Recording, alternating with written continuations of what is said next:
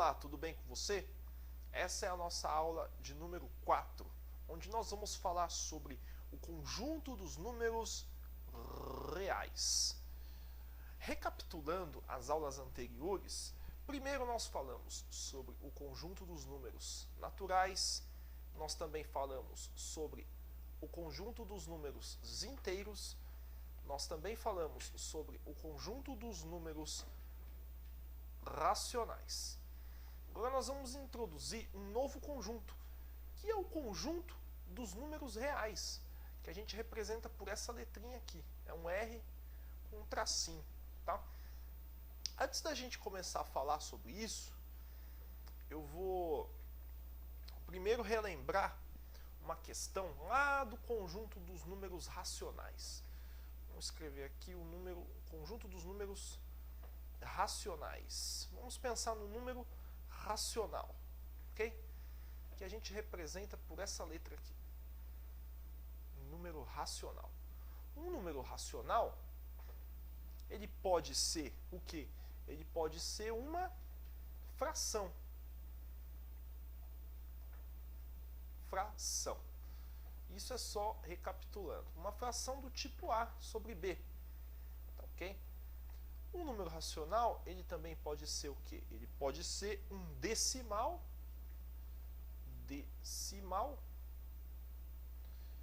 finito. Um decimal finito.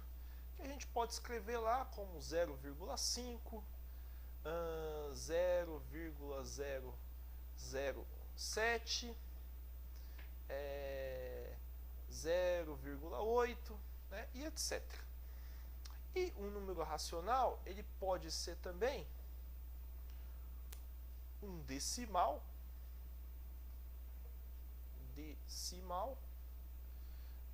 infinito,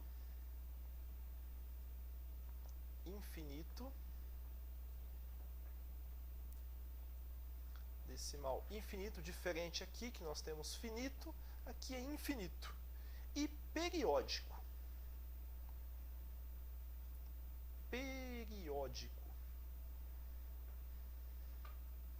Então, quais números seriam esses? Esses números aqui, ó, o 0, período de 3, 0,5 período de 4, 1,83, né, período de 3, período 3 no caso, e etc. Tá? Então, isso foi o que a gente viu na nossa aula anterior. Agora eu vou falar sobre um conjunto chamado conjunto dos números irracionais.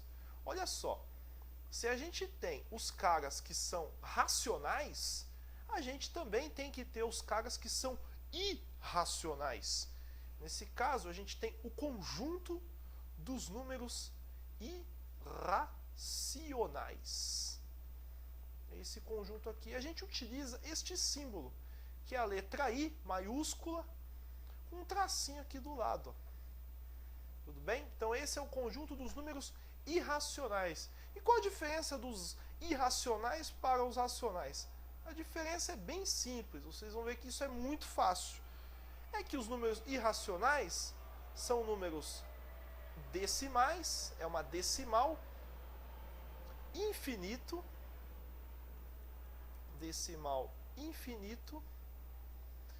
não periódico. Então, diferente do racional, que você tem um decimal infinito periódico, aqui é um decimal infinito não periódico. Então, como que ficaria esse número? A gente tem que pensar num número que ele é uma dízima periódica, um número periódico, um decimal, só que ele não, ou melhor, ele é um decimal infinito, só que ele não é periódico. Tá? Que número seria esse? Bom, vamos dar alguns exemplos aqui. Por exemplo, o número raiz de 2. Tá? Esse número raiz de 2, ele é um número assim, ó, 1,41, 42, 1, 3, meia, ou seja, ele não tem um padrão aqui, ele não tem um período. e ele se estende ao infinito, ou seja, ele não é periódico, ele não tem um período. Se a gente for aqui na calculadora, olha só, eu até fiz aqui anteriormente, então vamos pegar aqui, ó, o raiz, o 2 e a raiz quadrada desse 2, igual a esse número aqui, olha que número monstro, olha que número irracional, é 1,42, 1,356,237 e vai embora. Ou seja, não há um período, não tem um período com o qual a gente consiga trabalhar, certo? É diferente quando a gente tem aqui, ó, vamos pegar um número que há um período. Esse número aqui, o 1, um número bem básico, né, bem conhecido da gente, 1 dividido por 3. Olha só esse número, 0,33333, e até o infinito é 3 para todo sempre. Ou seja, há um período, aqui existe um período, que é o conjunto dos números racionais. Os irracionais, a gente não tem esse período, tá? Se a gente pensar num outro número aqui, ó, vamos pensar nesse número, 1,2, 3, 4, 5, 6, 7, 8, 9, 10, 11, 12, e vai embora. Esse número aqui, esse número que cresce seguindo esse padrão, ele também é um número irracional, tá? Outro número irracional, esse número aqui, ó, o número π, que tem essa letra grega, o π. Quem que é o π? O π é esse número aqui, ó, é o 3,14, 15, 9, 2, 6, e vai embora, tá? Não tem um período. Ou então esse número aqui, ó, o número 1,01, 001, 0001, 0001, 00001, 00001, e seguindo esse padrão aqui. Também é um número irracional. Bom, agora para facilitar um pouco o entendimento, vamos colocar tudo isso num diagrama de Venn, para ver como que fica, né? Vamos matar a saudade e relembrar lá do nosso conjunto dos números naturais. Tá? Conjunto dos números naturais, é esse conjunto aqui. Vocês lembram muito bem desse conjunto. E esse conjunto dos números naturais, ele está contido no conjunto dos números inteiros, que a gente representa por essa letra, esse Z aqui. Agora a gente vai lembrar do conjunto dos números racionais. Conjunto dos números racionais, que é essa letra aqui. Tá? Pergunta: o conjunto dos números irracionais, ele fica aonde dentro desse diagrama? Ele fica aqui, ó. Ele vai ficar à parte. Ele não se relaciona. Ele é um conjunto, digamos assim, meio antissocial. Ele é meio biruta, esse conjunto. Ele não quer se relacionar com os outros caras. Ele quer ficar na dele. Então ele fica separado, ele não se mistura aqui. Tá? A propriedade desse cara é a seguinte. A propriedade desse cara, antes da gente falar da propriedade desse cara, a gente tem que falar sobre um conjunto maior, que é o conjunto que são todos os números racionais e todos os números irracionais. Enfim, nós chegamos ao famoso conjunto dos números reais. Senhoras e senhores, eis o conjunto dos números reais. Aqui está. E pela definição, como que a gente define? Vamos lá. É bem simples. O conjunto dos números reais, que a gente representa por essa letra, é igual a um x, tal que esse x ele pertence ao conjunto dos números racionais, que é esse conjunto aqui, ou esse x ele pertence ao conjunto dos números irracionais. Fazendo as operações, se a gente fizer as operações, vai ficar mais ou menos assim. O conjunto dos números racionais em intersecção com o conjunto dos números irracionais, você pode ver que nenhum elemento desse cara está nesse outro cara, e vice-versa. Então isso daqui é igual ao conjunto vazio.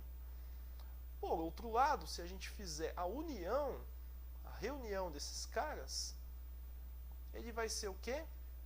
Ele vai ser o próprio conjunto dos números reais. Ok? Se a gente quiser escrever um número irracional de uma forma um pouco diferente, que não seja dessa forma aqui, como a gente escreve 1,41, 42, 1, 3, 6 e assim por diante. Se a gente quiser escrever isso de uma outra forma, existe uma outra forma, um outro tipo de número irracional que não seja assim, que não seja, por exemplo, o número π, que não seja a raiz de 2? Sim, existe. Tá? É isso que eu vou explicar agora. Se a gente considerar o seguinte, que existe, vamos chamar esse número de número alfa. Tá? Essa letrinha grega a gente chama de alfa. Deixa eu fazer ela melhor porque ela tá feinha, viu? Alfa. Bom, tá bom. Essa é a letra grega alfa. E a gente vai considerar que essa letra alfa ela é irracional. É um número irracional. E a gente também vai pegar um número R. E esse número R, ele é racional. Racional. A gente pode construir um outro número racional. Que tipo de número racional é esse? É esse tipo de número aqui, onde a gente pode pegar o R mais o alfa, ou então o R vezes o alfa, ou então o alfa sobre o R, ou o R sobre o alfa. Nesse nosso exemplo aqui, vamos considerar o alfa como raiz de 2 e o R como 1. Okay? Nossa, esse 2 aqui também ficou horrível. 2 e 1. Tá? Como que a gente pode reconstruir esse número aqui? A gente pode reconstruir assim. Como o R é um racional, então vai ficar 1 mais raiz de 2, que é o nosso alfa. Isso daqui é um número irracional. Tá? Se a gente pegar a calculadora aqui, ó, a gente pode até fazer isso daqui. Olha lá, vamos ver aqui. Ó. O raiz de 2. Raiz de 2 é esse número, esse trambolho aqui. Se a gente colocar mais 1, olha lá, vai continuar sendo um número irracional. Entendeu? Não vai alterar, não vai, se eu somar 1 a esse número aqui, ele não vai se transformar num número racional. Ele vai continuar sendo um número irracional. Vamos a um outro exemplo. Por exemplo, esse número aqui, ó, 3 vezes raiz de 2. É um número irracional. Ou então esse número aqui, raiz de 3 sobre 5. Ou então, por exemplo, 3 sobre raiz de 5. Ou melhor, 3 sobre raiz de 5. São outras formas que a gente utiliza para escrever os números irracionais. E para finalizar a nossa aula, a gente vai salientar aqui que dentro do conjunto dos números reais existem 3 subconjuntos. 3 subconjuntos. Quais são esses subconjuntos? Nós temos os reais.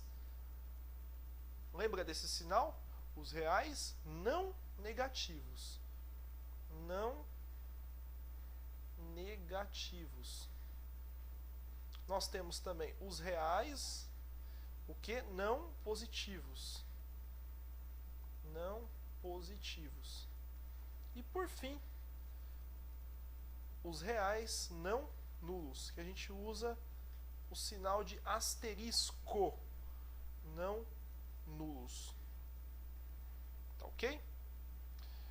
Em relação a operações, que lá no conjunto dos números naturais você falou sobre as operações da associativa da adição, a comutativa, elemento neutro e por aí vai. Vocês devem lembrar das nossas aulas anteriores, né? Bom, é o seguinte, dentro do conjunto dos números racionais, como o conjunto dos números racionais ele está contido no conjunto dos números reais, Então todas as propriedades também estão contidas. Todas as propriedades de soma, as propriedades de adição, né, de subtração, de multiplicação, de divisão, exceto o caso de divisão por zero.